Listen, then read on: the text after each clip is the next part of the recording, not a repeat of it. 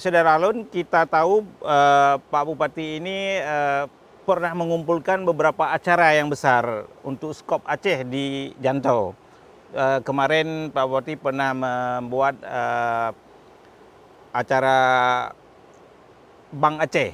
Ya. Dibuat di sini apa namanya Pak, RUP, RUPS. Jadi Kemudian bupati-bupati di sini. berkumpul di sini. Kemudian Ya. juga membuat Ketua-ketua acara ICMI, partai, ya acara ICMI. ICMI. Kemudian juga ada acara pengumpulan ketua-ketua partai ya seperti yang tadi. Ya. Dan ini tentu akan menarik, semakin menarik Pak Ya. Bupati. Ini saya kira satu apresiasi yang pantas diberikan untuk Ya. Bupati Aceh Besar. Nah, di luar itu Pak, tadi pada konsep pengembangan pariwisata, ya, kita tahu bahwa ada gangguan sedikit Pak Bupati di daerah-daerah tertentu itu ketika ada masyarakat yang ingin ke lokasi itu, terutama di daerah pantai, itu ada pungutan parkir yang liar barangkali yang mungkin ini akan mengganggu. Bagaimana upaya Pak Bupati untuk menertibkan masalah ini, Pak Bupati? Ya, kalau ada satu dua mungkin Ya. tidak perlulah dibesar-besarkan. Ya. Di mana-mana ada itu. Bukan bagian yang ini sekali. Kadang-kadang ada tempat wisata yang selama ini masih dikuasai oleh desa. Desa ya. Jadi kita juga bagaimana wisata ini yang pertama adalah bisa membangkitkan ekonomi masyarakat desa. Iya, iya. Tapi ada juga yang nakal, kadang-kadang anak-anak muda di desa itu yang suka berbuat, mencari parkir, biaya masuknya terlalu tinggi. Ada satu dua yang juga dia ambil uangnya untuk mereka. Nah itu insya Allah nanti perlahan kita tertibkan. Karena ini kita di Aceh Besar ini banyak sekali destinasinya. Kita ratusan destinasi di Aceh Besar ini, khususnya pantai, ya, ada air terjun, ada tempat pergunungan, kemudian ada tempat-tempat yang banyaklah tempat di Aceh Besar ini. Ya, tapi ada sesuatu kadang-kadang masyarakat buka sendiri, buka sendiri, kemudian mengambil harganya yang mahal, yang mahal. Dan ini nanti akan kita kumpulkan semua. Dan sudah kita kumpulkan, mereka kita sosialisasikan. Kita sosialisasikan kalau mau kelola pariwisata secara berkelanjutan, ini harus seperti dia tidak boleh mengambil ini terlalu ini. Kalau tidak, kita sudah sampaikan ke masyarakat. Kalau tidak orang datang sekali nanti nggak datang lagi. Yang rugi kita juga. Nah ini sudah kita sampaikan persuasif. Karena kita belum menuju sebuah wisata yang seperti tadi. Wisata yang dikelolakan secara profesional. Tapi sudah ada beberapa tempat yang sudah profesional. Nah yang sudah profesional ini semua sudah ada standar. Nah kita juga tempat-tempat ini bisa hidup dengan baik. Target kita bukan juga supaya pendapatan Aceh Besar ini besar, tidak. Artinya kalau sudah hidup, PAD itu dengan sendiri dapat. Tapi target utama kita adalah ekonomi masyarakat setempat bisa hidup. Apalagi pandemi ini kita lihat bahwa memang di daerah-daerah wisata ini terpukul betul. Ya, karena memang nggak ada kedatangan orang di situ, nggak bisa jualan, nggak bisa, kemudian waktunya sangat terbatas. Ya, ada yang jual nasi, ada yang jual ikan bakar, ada yang jual snack dan sebagainya. Nah ada satu dua seperti itu, memang itu adalah kendala, tapi jangan kita jadikan bahwa ini adalah sebuah kendala yang luar biasa sekali. Ini adalah kendala kecil di mana-mana. Di Bali pun kadang-kadang saya pernah diinikan juga, ya kan, ditipu juga. Deteksinya ditipu, kemudian waktu kita bayar ininya, jadi nggak nyaman sekali. Nggak nyaman juga, ada juga satu dua, tapi orang sembunyikan kalau ada kekurangan. Nah kita juga seperti itu. Oleh karenanya saya ini berharap kepada semua media, semua rekan-rekan yang ini ya kita promosikan yang positif-positif dulu. Yang negatif insya Allah kita kurangi sampai wisata kita jadi maju. Kalau mengharap standar sekali sudah ini nggak mungkin.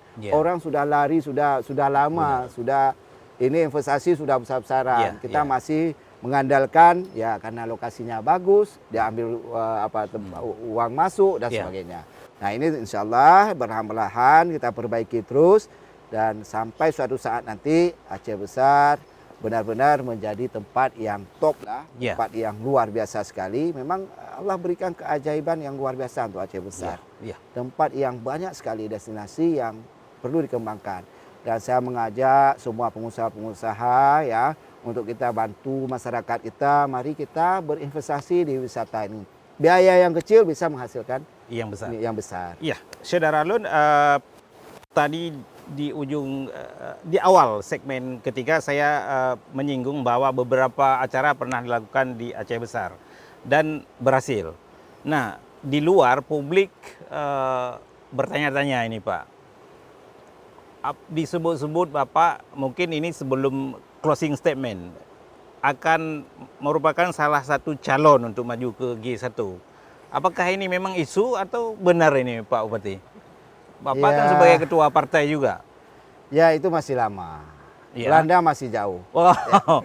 Ya. Jadi saya masih bagaimana sisa-sisa jabatan ini jadi Bupati Aceh Besar, menyelesaikan dulu ini tugas-tugas di Aceh Besar, ya amanah yang sudah diberikan 5 tahun di Aceh Besar. Ini fokus saya dulu. Ya, beberapa RPJM kita, program-program prioritas kita yang harus kita kejarkan di sisa-sisa masa jabatan yang tinggal 9 bulan lagi ini. Saya insya Allah akan fokus di sini dulu. Kalau di sini sukses, partai sukses, ya nanti tentu masalah ke depan kita lihat bagaimana perkembangannya. Tapi kalau kita tidak menolak dan juga tidak.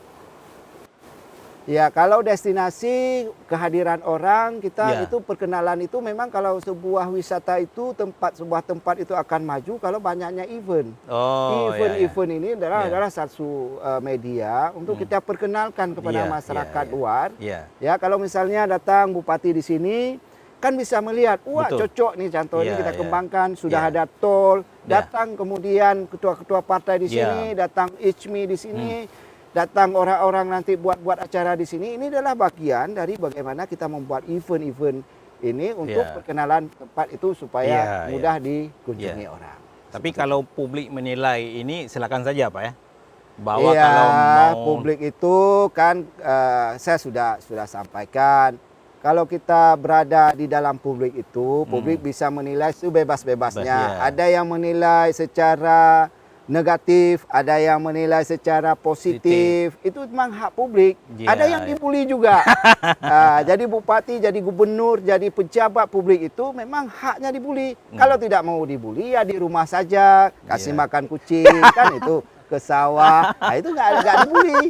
Tapi kalau bisa, karena saya kucing.